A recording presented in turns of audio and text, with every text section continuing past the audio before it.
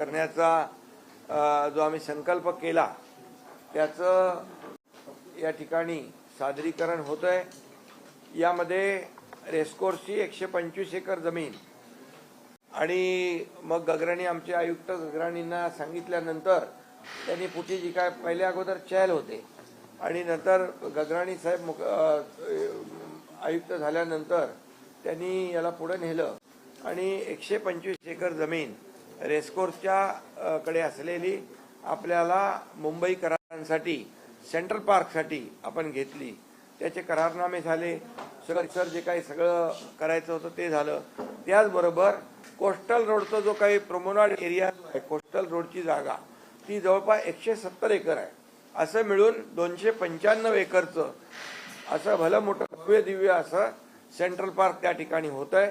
त्यामध्ये खाली अंडरपासने आपण ते जोडतोय आणि जवळपास अंडरपासचं पण गगराणी आपण टेंडर काढलेलं आहे, बरोबर ना। 1200 मीटरचा अंडरपास आहे आणि तो हाजी अली जवळ कोस्टल रोडला जोडला जाणार आहे आणि नेहरू सेंटर ते महालक्ष्मी आणि एलिव्हेशन रोड क्रॉस करून हाजी अली कोस्टलला तो जोडला जाईल।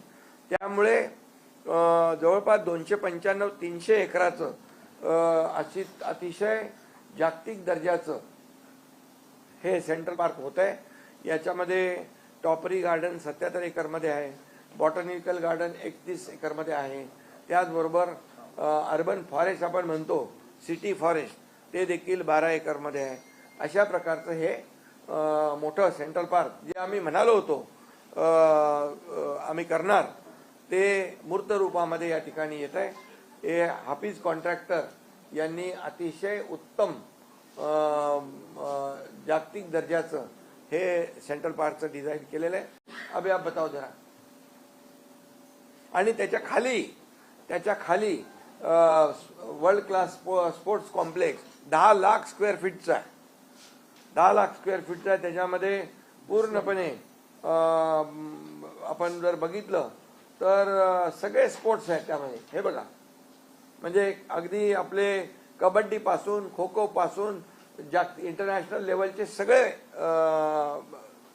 स्पोर्ट्स त्याच्यामध्ये घेतलेले आहेत, बरोबर है हाफिज भाई। 10 लाख स्क्वायर फीट है। अभी एक बार गार्डन का ऊपर का बताओ। हाँ, और एक एक करके बताओ। चालू कर रहे बाबा थे। हाँ या देखो ना।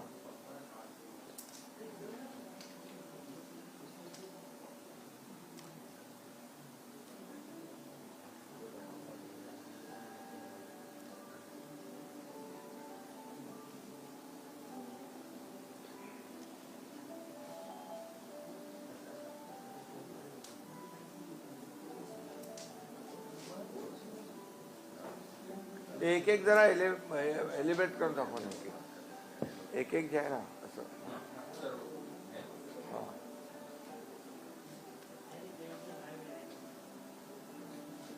हे टॉपरी गार्डन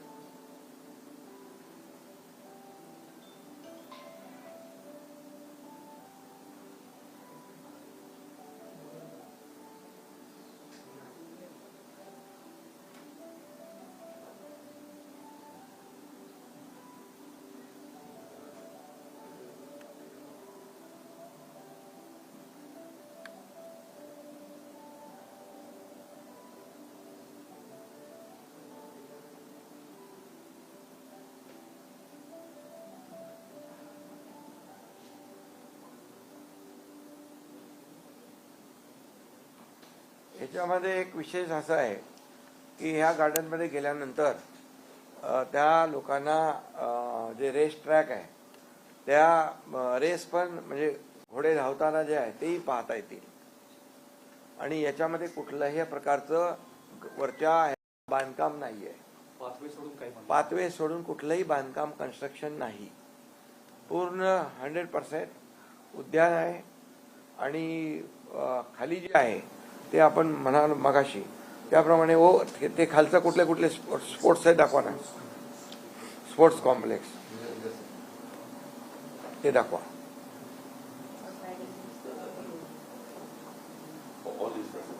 व्हॉलीबॉल आहे, हँडबॉल आहे, बास्केटबॉल आहे, क्रिकेट नेट आहे, जिम्नॅस्टिक आहे, ॲक्वॅटिक एरिना आहे, खो खो आहे, कबड्डी आहे, बॅडमिंटन आहे.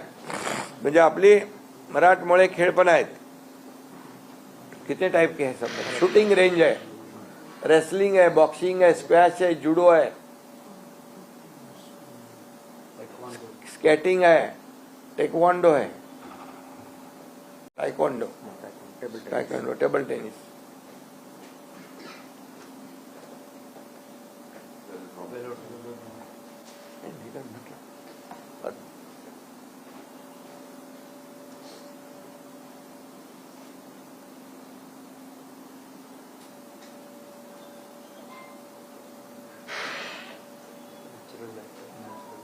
आणि दुसरी गोष्ट हे जे आहे खालचं याला पूर्णपणे व्हेंटिलेशन आहे आणि नॅचरल लाईट आहेत.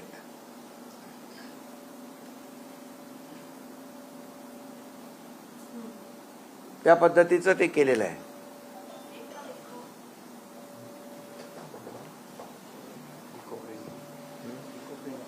आणि टोटली हे सगळं जे आहे जे काही लोक मध्ये सांगत होते की तिथे काही वरती इंडोर स्टेडियम होईल, गेम होतील, कन्स्ट्रक्शन होईल, तर बिलकुल तसं काही नाही आहे. पूर्णपणे हे इको फ्रेंडली आपण करतोय आणि मुंबईकरांसाठी 300 एकराचा मोठा ऑक्सिजन पार्क जो आहे या ठिकाणी निर्माण होतोय. म्हणजे आतापर्यंतच्या इतिहासामधला सगळ्यात मोठा हा सेंट्रल पार्क आहे, सिटी पार्क आहे. हां, आता हे एक झालं. आता हे बघितल्यानंतर एक दुसरं एक आपलं तुम्हाला ठाण्याचं दाखवतो. हा, कनेक्टिव्हिटी दाखवा.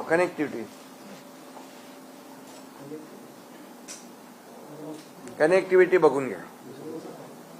हा सांगा ना. आपल्याकडे असं मेट्रो 3 याचं स्टेशन इथं आलेलं आहे, नेहरू सायन्स सेंटर. त्या अंडरग्राऊंड खालच्या खाली महालक्ष्मीला कनेक्ट होणार. म्हणजे आता जे काय इव्हेंट होतात किंवा स्पोर्ट्स आल्यानंतर एवढ्या मोठ्या प्रमाणावरती लोक आले तर त्यांच्या मुवमेंटचा जो प्रश्न तयार आहे तो इथं खाली कनेक्ट होईल. आणि तोच अंडरपास हा अॅनी बेझंट रोड क्रॉस करून हजेलीला जाईल. म्हणजे हा जो पूर्ण कोस्टल पार्क आहे हा कोस्टल पार्क खालच्या खाली या पूर्ण महालक्ष्मी सेंट्रल पार्कला आणि पूर्ण या सगळ्या जोडला जाईल स्पोर्ट्स कॉम्प्लेक्सला. आणि या ठिकाणी आपलं ऑलरेडी अंडरग्राऊंड पार्किंग सुरू झाले. 1200 गाड्यांचं पार्किंग इथे येणार आहे. मूळ जो कोस्टल रोडचा जो प्रकल्प आहे त्याच्यामधलाच हा भाग आहे ज्याच्यामध्ये 100 बसेस आणि बाकी गाड्या असतील. तर हा जो रस्ता आहे हा सरळ पार्किंगला कनेक्ट होईल. म्हणजे पार्किंगवरनं आपल्याला मेट्रोला जाता येईल खालच्या खाली आणि इथल्या सगळ्या सुविधांना पण व्हिजिट करता येईल. अशा पद्धतीचा हा पूर्ण आराखडा या ठिकाणी तयार करण्यात आलेला आहे. हा जो अंडरपास आहे ह्याचं काम मुंबई महापालिकेने MMRCL ला दिलेला आहे आणि त्याची निविदा देखील प्रसिद्ध झालेली आहे परवा दिवशी. आता हा एक तर जागतिक दर्जाचा मोठा सेंट्रल पार्क मुंबईकरांना वरदान ठरेल आणि म्हणजे सगळ्यांना लहान मुलांपासून वयोवृद्धांपर्यंत सगळ्यांना याचा आनंद घेता येईल. जे आम्ही बोललो होतो जसं आमचं महायुती सरकार आलं आणि त्यावेळेस आम्ही ती संकल्पना मांडली, त्याला आम्ही एवढं सगळं हे करून मूर्तरूप दिलेलं आहे. त्याचं आता काम सुरू आम्ही करू. आणि मी इथं मुंबईचे आयुक्त आताचे गगराणी जी यांना धन्यवाद देतो. हाफिज कॉन्ट्रॅक्टर बहुत ही अच्छा आपने किया है, ये आपके लिए आपका भी बहुत बहुत अभिनंदन. आणि सुरुवातीला आपले जेल कमिशनर होते त्यांनी मग त्या लोकांशी बोलून रेस्कोर्टच्या लोकांशी बोलून ते जागा आपल्याकडे घेतलेली आहे. ठाणे शहरातलं एक ठाणे खाडी किनारी एक विविंग टॉवर आहे 50 एकरमध्ये आणि कन्व्हेन्शन सेंटर आहे कासरगोडावली. हे देखील ऑफिस कॉन्ट्रॅक्टर यांनी बनवलेलं आहे आणि उंची आहे 260 मीटर. सबसे बड़ा है इंडिया का सबसे बड़ा है. आयफेल टॉवर 300 मीटर आहे, आपलं 260 आहे. तर तो एक दाखवा. दुसरा टाउन पार्क आहे कोलशेत मधला 25 एकर मधला आणि एक स्नो पार्क आहे इंटरनॅशनल लेवलचा. अम्युजमेंट पार्क आहे, ऍडव्हेंचर पार्क आहे, पक्षी संग्रहालय आहे आणि एक दाखवा. नंबर 1 दिखाओ कौन सा है.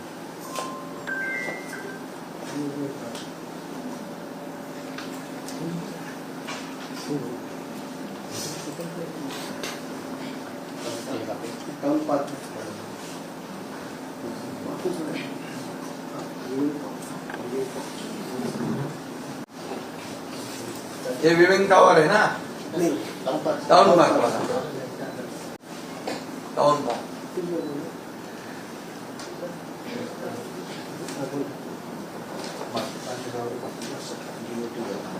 हाँ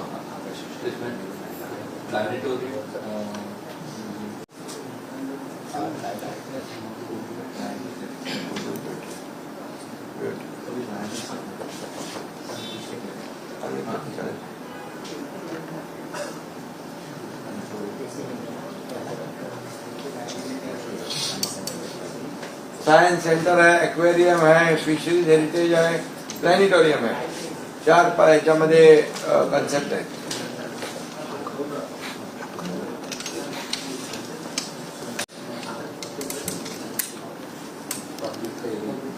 पन्नास एकर मध्ये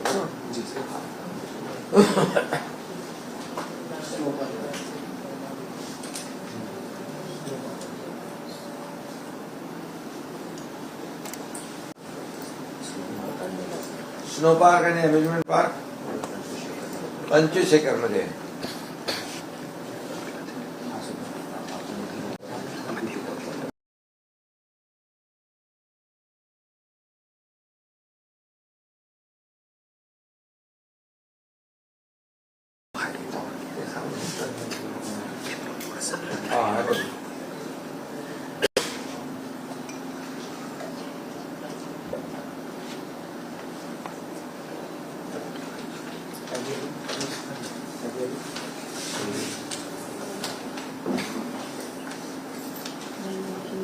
एवेरी दाखवा. पक्षी संग्रहालय 12.5 एकरामध्ये आहे. ते जर पिक्चर ते मोठं करा.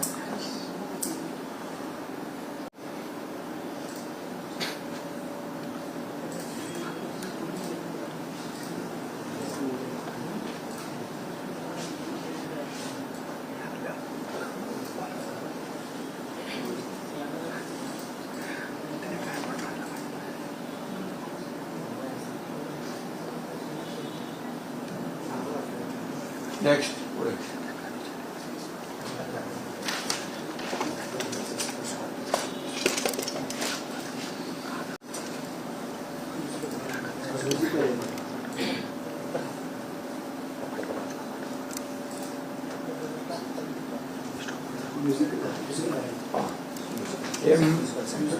हाँ म्युझिकल सेंटर तो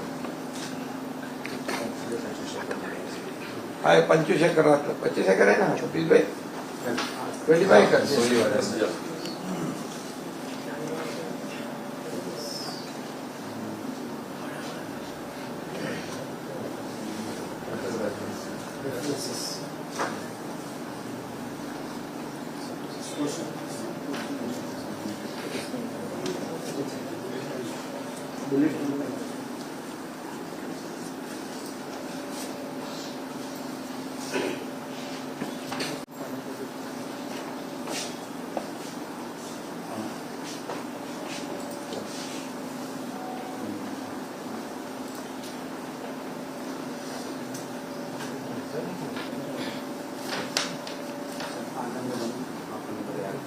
आनंदवन याच्यामध्ये आनंदवन संजय गांधी नॅशनल पार्क आणि आनंद मिळून आपण आनंदवन करतोय ना. टोटल ग्रीन बेल्ट लेंथ किती आहे? 18.4 किलोमीटर,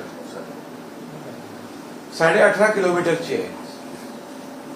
म्हणजे ते आपलं ह्याला वॉकिंग.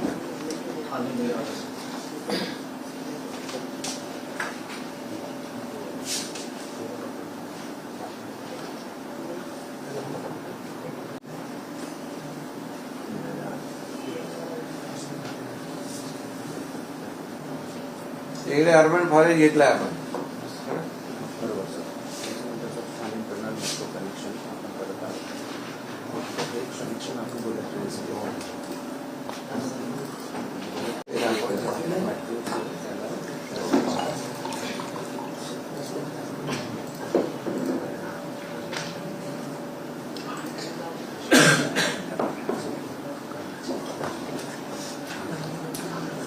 हे पण आहे मागेल करू शकत आले.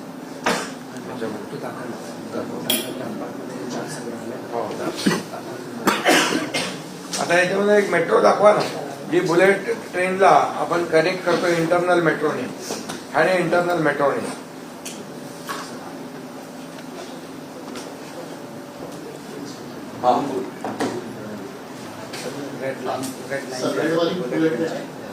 आणि या ब्लू जे आहे डार्क ब्लू जो आहे तो आपला ठाणे इंटरनेटवर लोक सर. आणि इकडनं की जो डॉटेड आहे ना पूर्ण आपण नवीन कनेक्ट करतो. जळगाव मार्गे मोकळा. हा म्हणजे हा जुना आपला होता डार्क ब्ल्यू. आता हा जो लाईट ब्ल्यू दाखवतोय आपण तो त्याला कनेक्ट करतोय बुलेट ट्रेनला. बरोबर ना. आपण कोपर स्टेशनला पण कनेक्ट करतो आणि मेट्रो 12ला पण connect करतो. अच्छा. मेट्रो 12 आणि कोपर स्टेशन म्हणजे कनेक्टिव्हिटी लोकांना मिळेल, फास्ट कनेक्टिव्हिटी.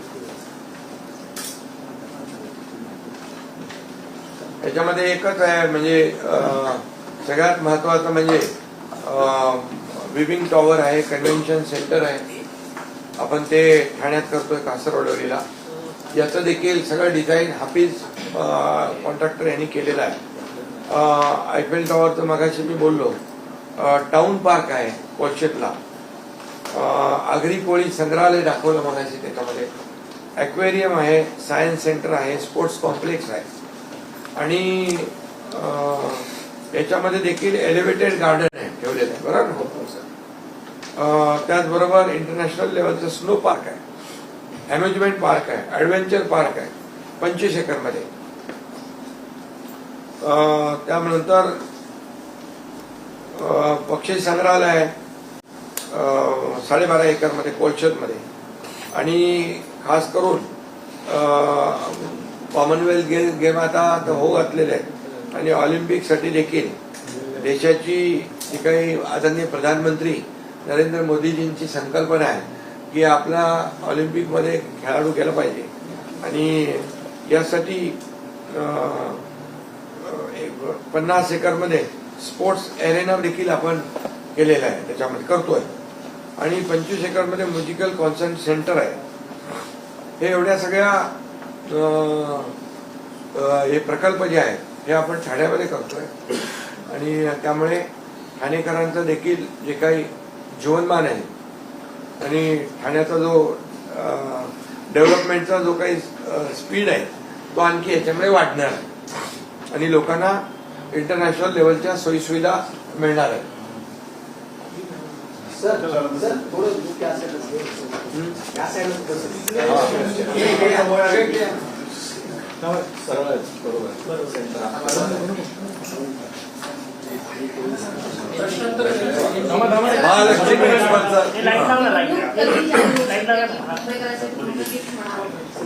मुंबईकरांसाठी हे सगळ्यात मोठं गिफ्ट आहे.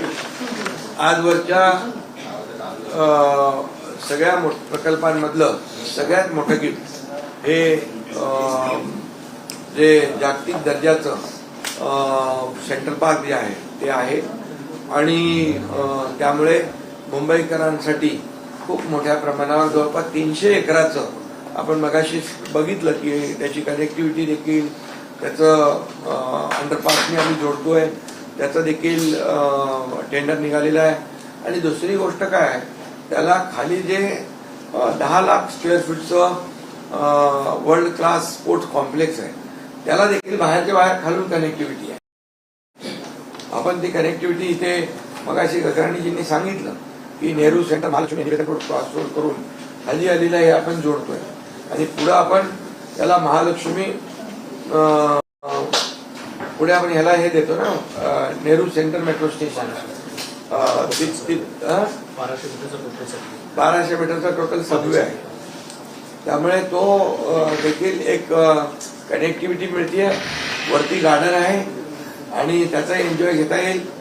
लोकांना जे कुठलेही कशालाही अगोदरच्या याला डिस्टर्ब न करता तो रेसकोर्सचा ट्रॅक आहे तोही त्यांना बघता येईल.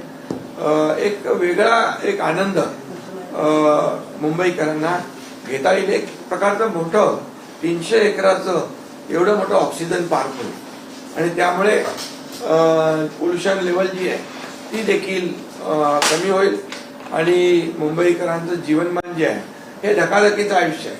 त्यांना सगळे फास्ट आहे.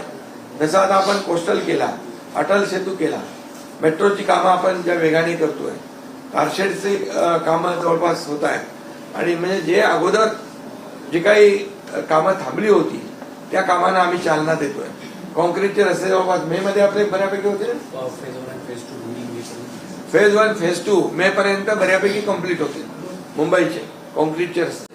सिव्हरेज ट्रीटमेंट प्लांटचं आपलं काम चालू आहे. हे कधी पण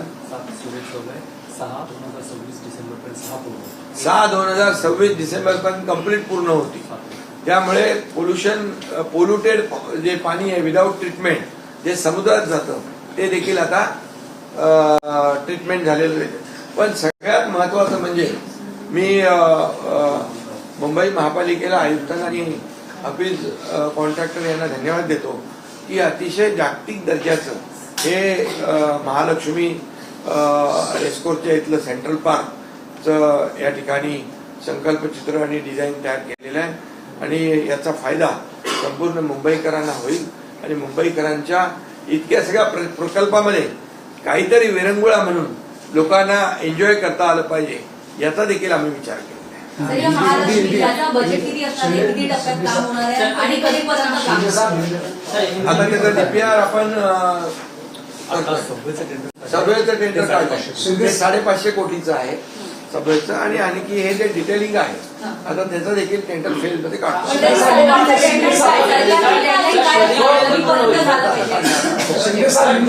टेंडर प्रक्रिया बाकीची जी आहे ती टेंडर प्रक्रिया आता सुरू होईल.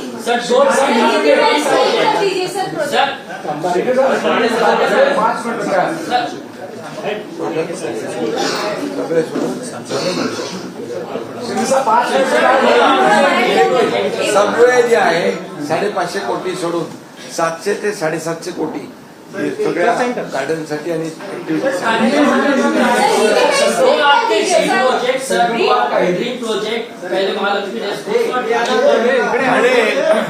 ठाण्यामध्ये 1 मिनिट हा मुंबईचा झाला. हा सेंट्रल पार्क यामध्ये आपण बघितलं की टॉपरी गार्डन आहे, बॉटनिकल गार्डन आहे, अर्बन फॉरेस्ट आहे, या सगळ्या आहेत. कोणी म्हणत होतं की वरती काय बांधकाम होणार तर बघा तुम्हाला सगळं दाखवलेलं आहे आणि कुठलंही बांधकाम इथं होणार नाही. पूर्ण हरित क्षेत्र या ठिकाणी राहणार आहे आणि ते बघत असताना त्यांना ती रेसही पाहता येणार आहे. आणि हे जे अंडरग्राऊंड 10 लाख स्क्वेअर फीटचं जे कन्स्ट्रक्शन खाली करतोय ते देखील इको फ्रेंडली आहे. त्याला देखील व्हेंटिलेशन आहे, त्याला देखील नॅचरल लाईट मिळणार आहे आणि त्याला देखील खालूनच कनेक्टिव्हिटी दिलेली आहे. त्यामध्ये इंटरनॅशनल स्पोर्ट्स पण आहेत आणि मराठमोळे आपले कबड्डी सारखे खो खो सारखे स्पोर्ट्स पण आहेत. त्यामुळे हे एक मुंबईचं झालं. मी तुम्हाला एक ठाण्याचं सांगतो.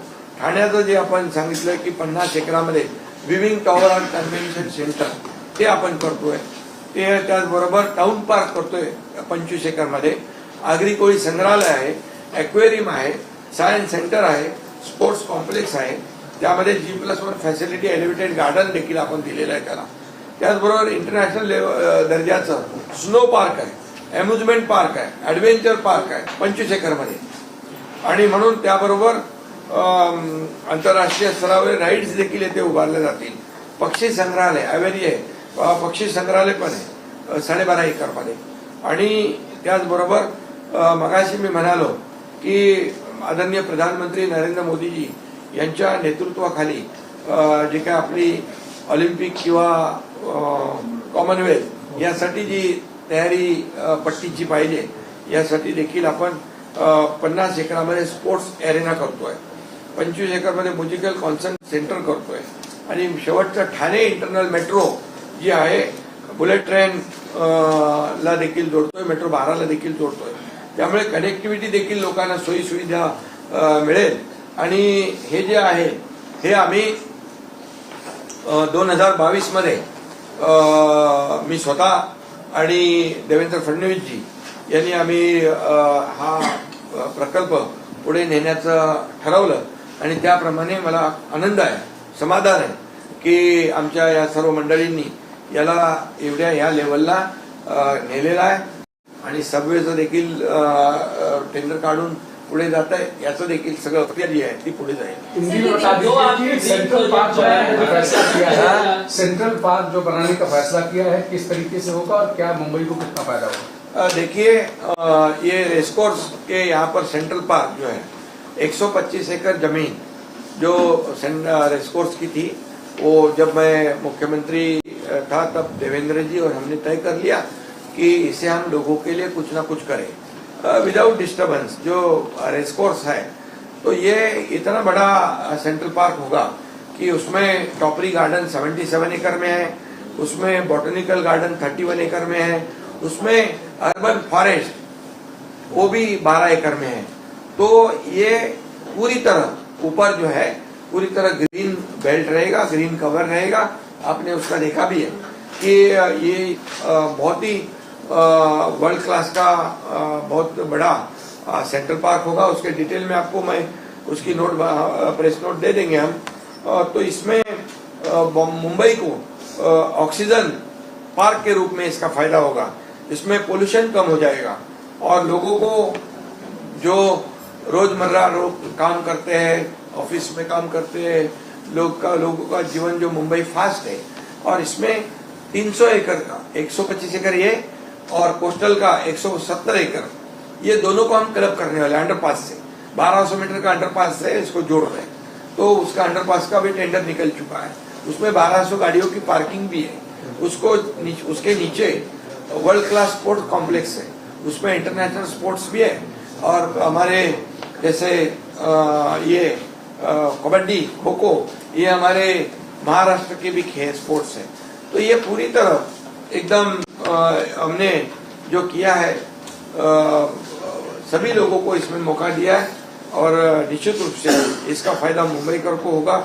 और बाम्बू गार्डन है, मेज गार्डन है, कई गार्डन वहां पर है, वो सब डिटेल में आपको मिलेगा.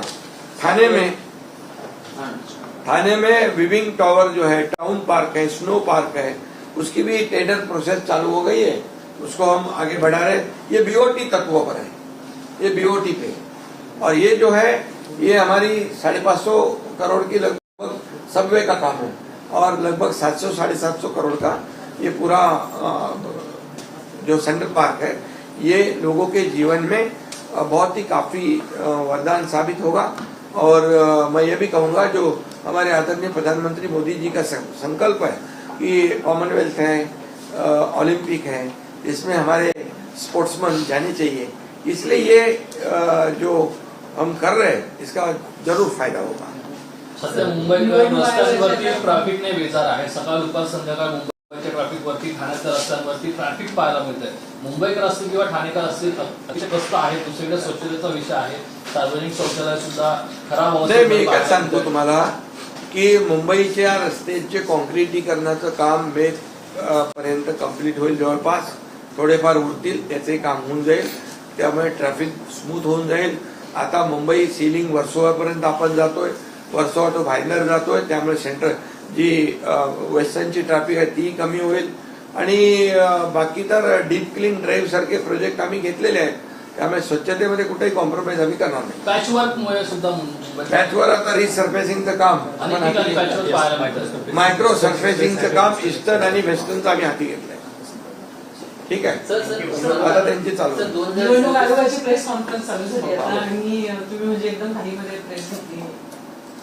सर निवडणूक त्याच्यानंतर आम्ही घेऊ शकत नाही वेळेत घेतली वेळेमध्ये. 2029 पर्यंत पंतप्रधान नरेंद्र मोदीच राहणार असं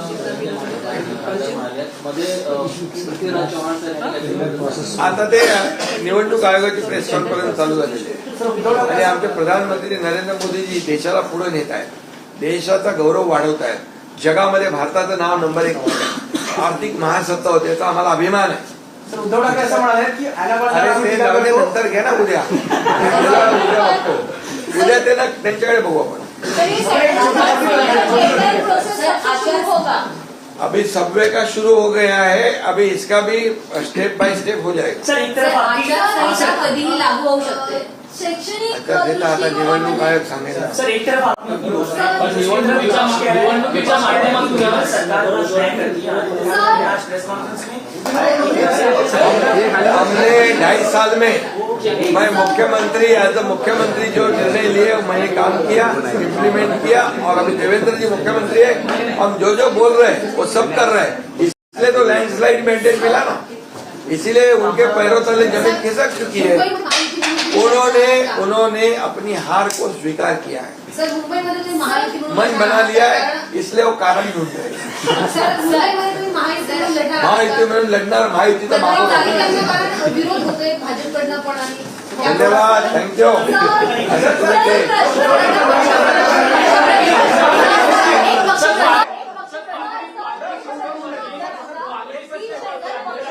एवढा